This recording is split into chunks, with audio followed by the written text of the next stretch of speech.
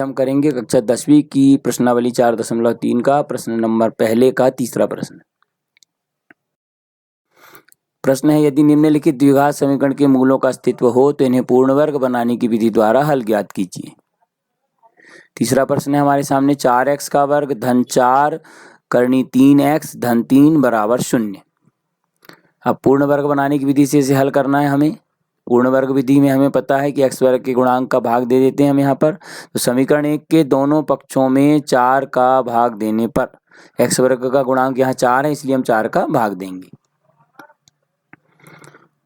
तो हमारे पास आ जाएगा 4/4 x का वर्ग धन 4 करनी 3/4 गुणित x धन 3/4 बराबर 0/4। 4 से 4 यहाँ पर कट जाएगा एक बार, यहाँ भी कट जाएगा एक बार। इस प्रकार हमें समीकरण प्राप्त हो जाएगा x वर्ग धन वर्गमूल 3x या करनी 3x धन 3/4 बराबर 0। 0 में 4 का भाग देंगे तो 0 ही आएगा, इसलिए 0 आया है।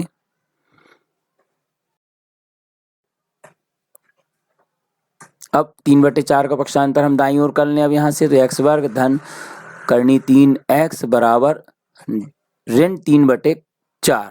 धन 3/4 का पक्षांतर जब हम दाईं ओर करेंगे तो ऋण 3/4 होगा ये।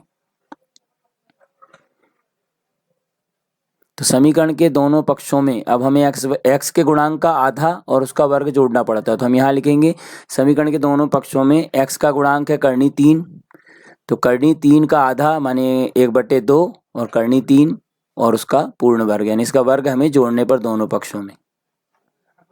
तो आइए दोनों पक्षों में हम जोड़ देते हैं। x वर्ग धन करनी 3x धन 1/2 गुणित करनी 3 और उसका पूर्ण वर्ग बराबर ऋण 3/4 धन 1/2 करनी 3 और उसका भी पूर्ण वर्ग।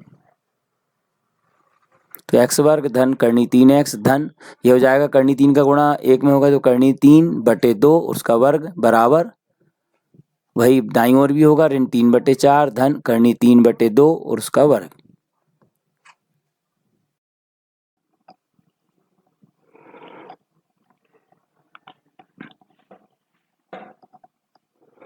x वर्ग धन करनी 3x धन करनी 3/2 का वर्ग बराबर ऋण 3/4 धन करनी 3/2 का वर्ग। ये दोनों पक्षों में हमने जोड़ दिया है।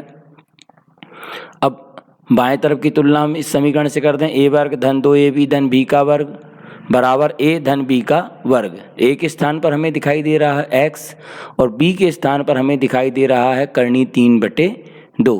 तो आइए हम इसे रख दें यहाँ पर। अब ये हो जाएगा x धन करनी 3/2 का वर्ग बराबर ऋण 3/4 धन 3/4।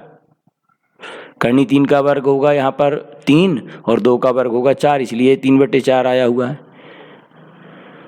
अब x धन करनी 3/2 उसका वर्ग बराबर यहाँ इसे हल करें, 4 लघुत्तम आएगा तो 4 में 4 का हम भाग देंगे तो 1 आएगा। 1 का गुणा ऋण 3 में करेंगे तो 3 आएगा ऋण 3 धन फिर इसी प्रकार 4 में 4 का भाग पुनः देंगे तो 1 आएगा। 1 का गुणा करेंगे 3 में तो 3 1 कम 3 आ जाएगा। इस प्रकार ऊपर आ गया है ऋण 3 धन 3 और पूरे के बटे 4।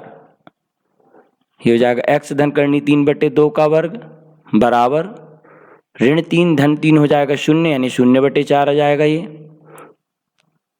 अब बाईं ओर से हम वर्ग का निशान हटाएंगे तो दाईं ओर यह वर्गमूल बनाएगा, तो 0/4 एक्चुअली 0 होता है, इसीलिए यहाँ पर 0 लिखा हुआ है और 0 का वर्गमूल का निशान लगा हुआ है, यानी 0 का वर्गमूल। 0 का वर्गमूल चूंकि 0 ही होता है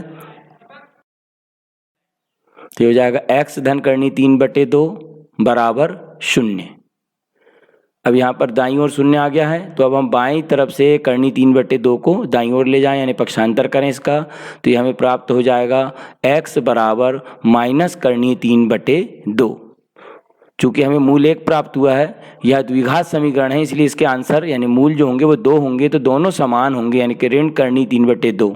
तो अब उत्तर लिखेंगे हम कि उत्तर दिए गए द्विघात समीकरण के मूल ऋण करनी 3/2 व ऋण करनी 3/2 हैं।